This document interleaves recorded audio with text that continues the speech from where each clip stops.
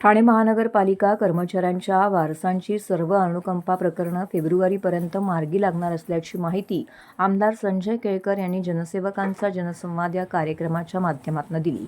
निवडणुकीनंतर पुन्हा एकदा जनसेवकाचा जनसंवाद हा कार्यक्रम सुरू झाला असून खोपट येथील भाजप कार्यालयामध्ये झालेल्या 81व्या उपक्रमामध्ये ठाण्यासह बदलापूर, भिवंडी इत्यादी भागातून नागरिक तक्रारी घेऊन आले होते। यावेळी माध्यमांशी बोलताना केळकर म्हणाले, महापालिका कर्मचाऱ्यांची अनुकंपा प्रकरणे प्रशासनाच्या दिरंगाईमुळे रखडली आहेत। 2006 साली एका महिला कर्मचाऱ्याचा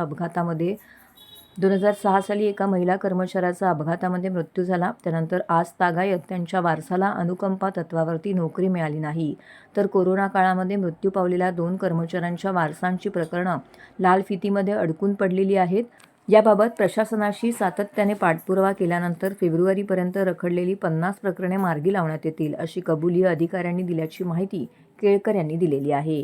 यावेळी नवनिर्वाचित नगरसेवक सीताराम राणे, नगरसेवक सुरेश कांबळे, नगरसेविका उषा वाघ, अनिता यादव, सचिन पाटील, राजेश गाडे, किशोर सोनगडा उपस्थित होते। नाही, त्वरित आम्ही हा सोमवार आणि शुक्रवार सुरू केला। म्हणजे शनिवारी सगळं संपलं आणि सोमवारपासून मागच्या हा जनसंवाद उपक्रम सुरू केला आहे। कारण की लोकांच्या समस्या खूप आहेत।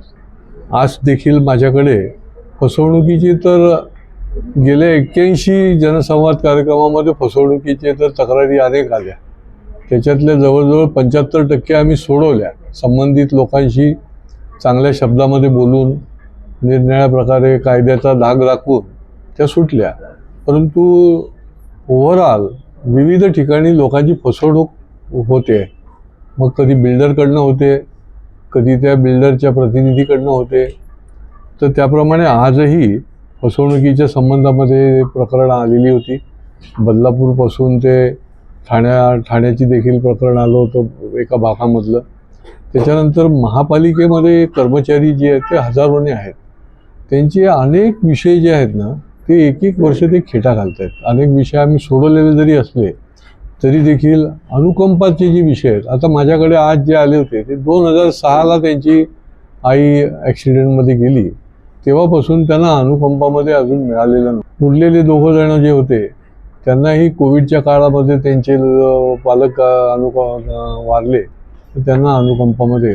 तर ही जी काही दप्तर दिरंगाई आहे, तर त्याच्या विरुद्ध सातत्याने पाठपुरावा करून त्यांच्या डोक्यावर बसूनच करायला लागतं। आणि त्याच्यामुळे आता त्यांनी कबूल केलं आहे की फेब्रुवारीपर्यंत आम्ही ही सगळी प्रकरणं जी आहेत ती 50 लोकांची जवळजवळ शिल्लक आहेत अनुकंपाची, ती आम्ही मार्गी लावू। बाकी पाण्याचा विषय, दुसरा एक घोडबंदरवासियांना भेडसावणारा विषय जो आहे तो पुन्हा आता ऐरणीवर आला आहे निवडणुकीच्या नंतर, की ही जी सर्व्हिस रस्ता आहे त्याचं विलिनीकरण मुख्य रस्त्याला करायला मुळात या घोडबंदरवासियांचा विरोध आहे। आणि त्याच्यामुळे त्या ठिकाणी काम थांबवण्याचा विषय जो आहे तो झाला होता। तिथले लोक रस्त्यावर आले, मी पण गेलो होतो। परंतु जे काम थांबलं तर तिथे खड्डे जे आहेत ते तसेच बाकी आहेत आणि त्याच्यामुळे तिथे मोठ्या प्रमाणामध्ये ॲक्सिडेंटची भीती निर्माण झालेली आहे।